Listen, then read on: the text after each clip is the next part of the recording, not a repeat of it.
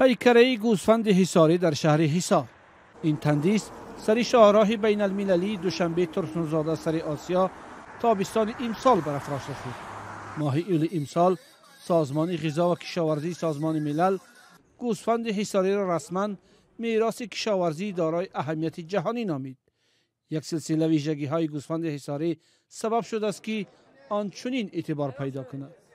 گوسفند حصاری نژادی هستش که بسیار خاص است، از نظر وزن بسیار بالایی دارد که این خودش یک رکورد است، یعنی وزن حدود 180 الی 200 کیلوگرم برای جنس نر و حدود 150 کیلوگرم برای جنس ماده واقعا یک رکورد است. از نظر تولید شیر و از نظر تولید پشم هم همینطور.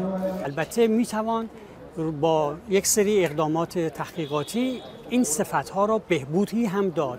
بهترش هم میتوانیم انجام بدهیم که نیاز به سرمایه گذاری، مطالعه و تحقیقات دارد. این ذات که گران وزن ترین گوسفند در جهان است، به دلیلی در وادی حصار تاجیکستان پرورش یافتن و رشد کردنش گوسفند حصاری نام گرفته است.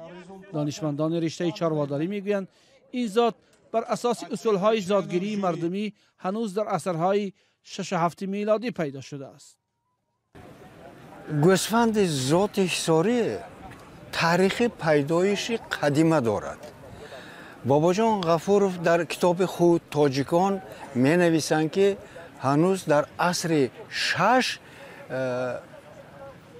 مهمان عالی قدر به تحفه داده. این تحفه چی است؟ تحفه گوسفند حصاری تحفه میکردند. از این بر می آید که گوسفند ذات حصاری در عصر 6 علاقه با اصول سلکسیون خلقی آفریده شده است. سالهای اخیر بحث‌ها بر سر منسوبیت این ذات گوسفند در کشورهای همسایه تاجیکستان پیدا شد. وزارت کشاورزی تاجیکستان از سال 2020 به این سو برای حفظ و رشد بیشتر این گوسفند ذات نادر اقدامات و نشست‌های بین المللی دایر می‌کند. 5 سال است سیمپوزیوم بین المللی علمی و جشنواره گوسفند ذات حصاری برگزار می‌شود که در این جشنواره آزمون بزرگترین گوسفندها نیز صورت می‌گیرد. بزرگترین گوسفند امسال 190 کیلو وزن داشت. در تاجیکستان حالا بنا به آمار وزارت کشاورزی بیش از 3 میلیون سر گوسفند حصاری موجود است. محمد شریف علیف مدیر خواجگی گوسفند پروری که یکی از گوسفندهایش جایزه سیوم بزرگترین گوسفند جشنواره امسال را برد میگوید پرورش این نوع گوسفند از هر جهت سودآور است. گوسفند پروری اگر روحش درست بر راه مونی، اگر مسئله او کلچه رو گو زمستان گذرانی همین جهت فایده‌ورش بالانده که ما در یک سال زیاده 1000 سر برای نر با بازار مرکزی به فروش میبریم. عموما ای حسابی ذات گوسفند حصاری ضرر نیست. 30 سال شد که ما فقط با فایده کار میکنیم.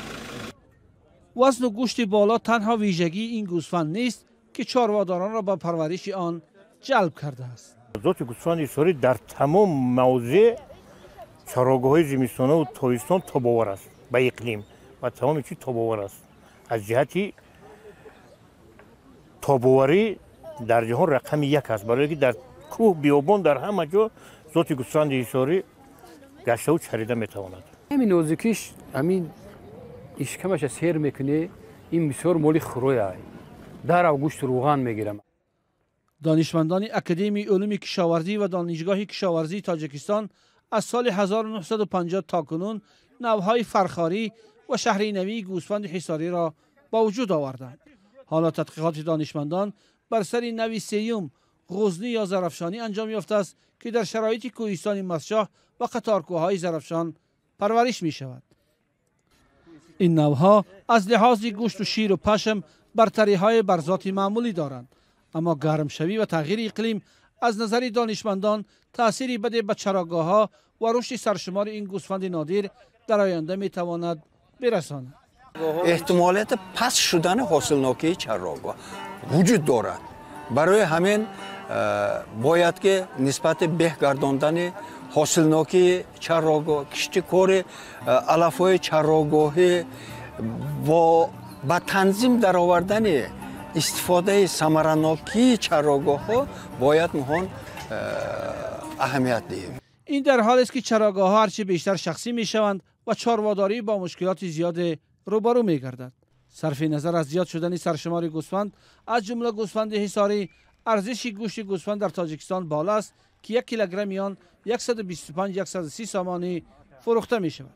تاجیکستان فروش و صادرات گوسفند و گوشت گوسفند را به خارج منع کرده است. دانشمندان میگویند برای آفریدن نوهای گرانوزن‌تر که شیر و پشم زیاد دارند نیاز به سرمایه‌گذاری و تحقیقات علمی موثر است تا برای چارواداران سود بیشتری داشته باشد.